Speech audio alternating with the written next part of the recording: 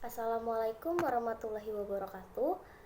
Di sini saya akan membuat video presentasi mengenai pasar bisnis. Sebelumnya, perkenalkan, nama saya Gita Elfariza Putri, NIM 221250031.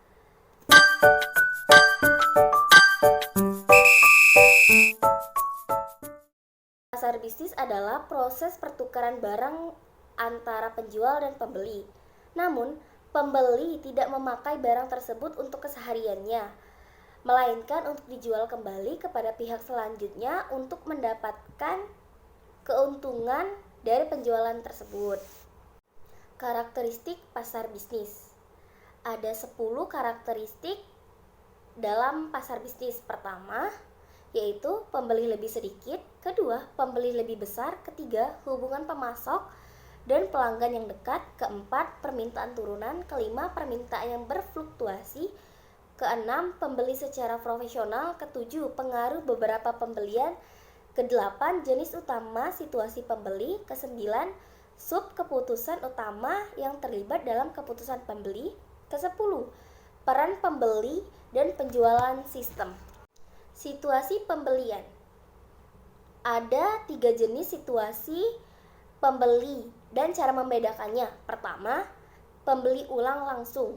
Situasi pembeli di mana departemen pembelian memesan ulang secara rutin seperti perlengkapan kantor, bahan kimia dalam jumlah yang besar.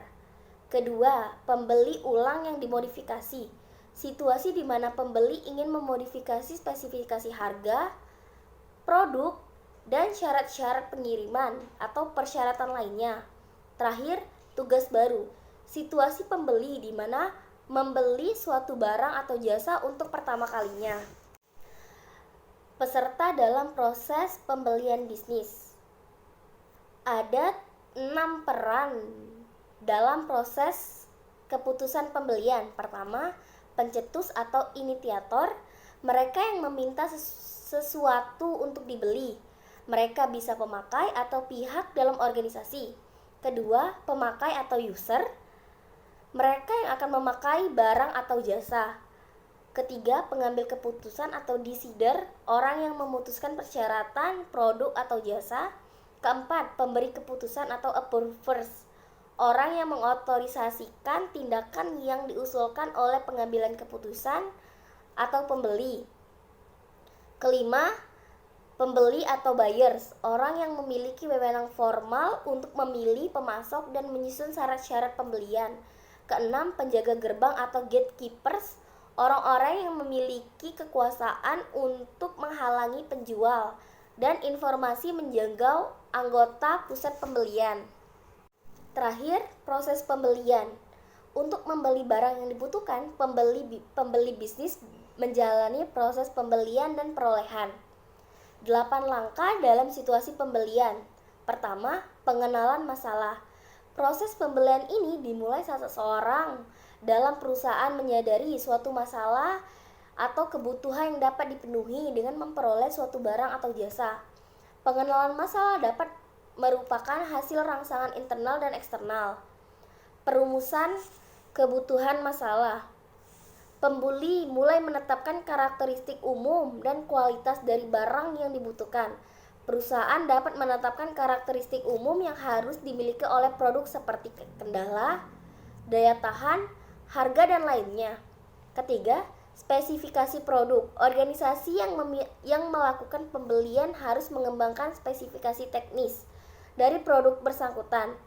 Perusahaan dapat menugaskan tim rekayasa analisis nilai produk atau product value analysis. Analisis nilai pemasok adalah sebuah pendekatan penurunan biaya di komponen-komponen untuk menentukan apakah mereka dapat dirancang ulang atau distandarisasikan atau dibuat dengan metode produksi yang lebih murah. Keempat, pencarian pemasok.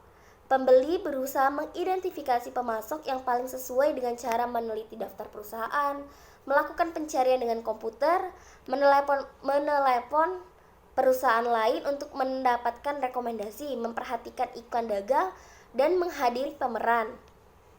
Kelima, permintaan pengajuan proposal.